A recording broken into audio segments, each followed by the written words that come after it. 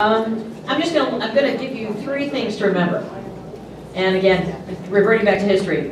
In 1993, the Republicans won the Virginia governor's race, the New Jersey governor's race, and a special election in Kentucky for a seat that we hadn't held in 100 years. In 2009, the Republicans won the Virginia governor's race, the New Jersey governor's race, and a seat at in the Massachusetts Senate that we haven't held in I don't know how long. Not that there's any similarities here.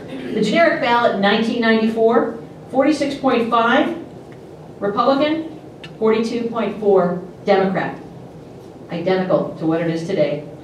And the presidential approval rating just went down 8 points from last month for President Obama, 42% approval, 58 disapprove, the same as Bill Clinton in 1994. So just a couple of things to remember. Also, there was a news report this morning, George Stephanopoulos stated that there may be fewer women in Congress. I'm not sure where that came from, but I think we're all confident in this room that there will be more Republican women in Congress this year, given the number of women that are running in the Senate, Republicans, and obviously in the House. We've got 5 very, very good candidates running for the U.S. Senate, which is almost a record, ties 92. And with regards to the House, we've got presently, we had almost 109 women running. We have probably 18 to 24 competitive women running today. And some of those people are going to get elected.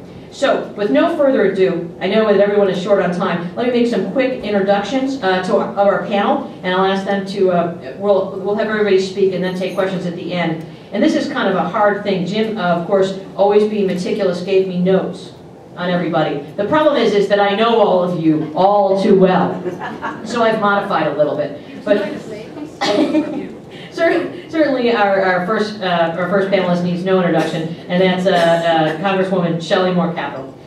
Shelley is the first woman elected to Congress in West Virginia in 2001, serves on the Financial Services Committee, comes from a family of politicians. I worked to help her dad, I won't say what year, for governor, which goes way back. She has been and seen all kinds of politics, has been in leadership, but I think probably one of the proudest things for Shelley, and I think a little bit for myself, is her daughter is following in her footsteps and has become a real political operative. And I'm happy to say that she worked for us at the Republican National Convention last year. Next is Susan Molinari. I'm not going to say too much there because I know too much, but Susan is one of my dearest friends. And has done just a terrific job with helping women throughout the years. She also served in Republican leadership, served as the first woman to speak, as the keynote speaker at a national convention, and just recently has been very, very successful in 1-minute mentoring to help young women, and pull a lot of us together to do that, but always helping women, always trying to promote women.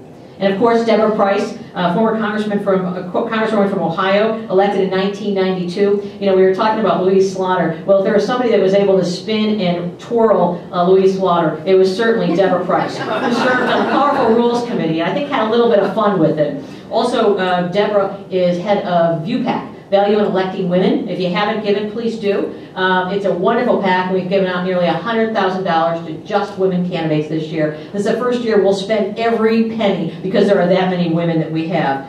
Deborah is back in Ohio, but coming back and forth here, and is currently Senior Policy Advisor for SZD Whiteboard. And Tori Clark, last but certainly not least, Tori and I go way, way back. She started as a photographer, then went to work for Vice President then George H.W. Bush. I met Tori in Topeka, Kansas. We were sent to work on a congressional race, which was doomed. And probably our claim to fame is we worked probably 7/24 or 24/7, and literally our only night out was Friday when we got to go to the Miami Tavern in Topeka, Kansas. Picture this, and they served 3-2 beer and they had a pool table. That's all I'll say.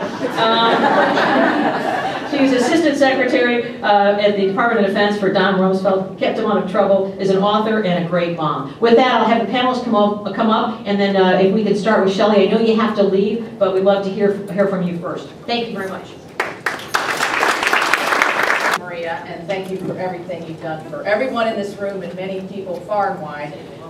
She is a great leader, and she's a lot of fun. And unfortunately, like every member of Congress, guess what? I have to leave like in 4 minutes. So you're going to get the brief version of my thoughts on women and Republican women. My personal story, very quickly, my father was a 6-term member of Congress, 3-term governor from the state of West Virginia. I went to every parade, listened to speeches.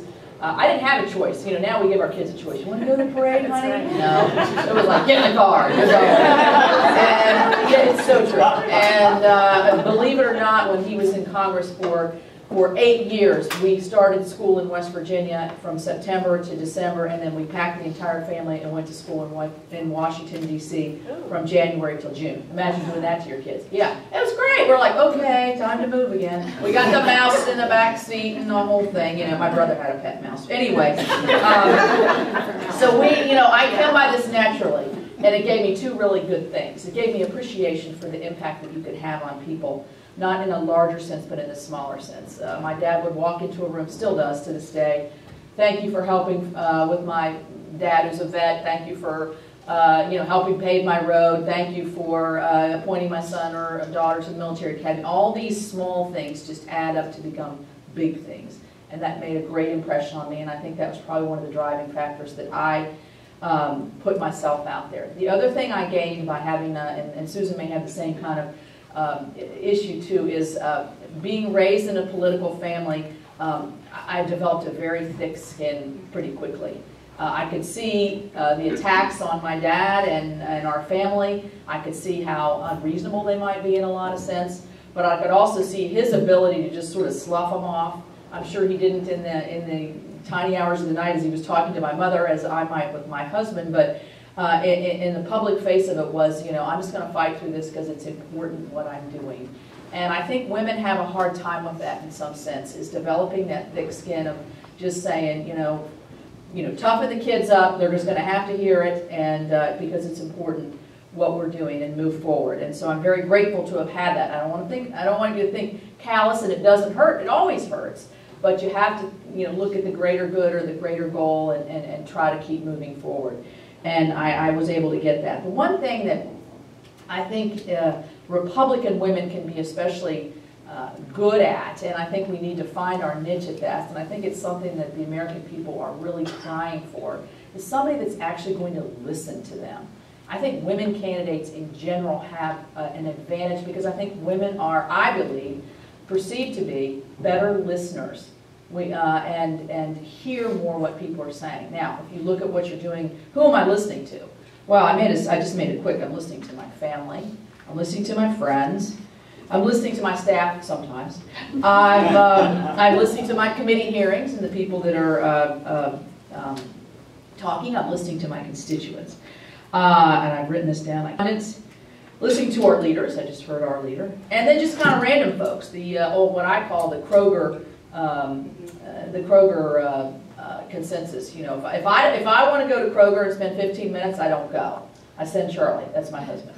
If I want to go to Kroger and get 3 items and spend 45 minutes, I go because I get stopped at the grits, I get stopped at the ham, at the this, the that, and everybody's telling you what they think.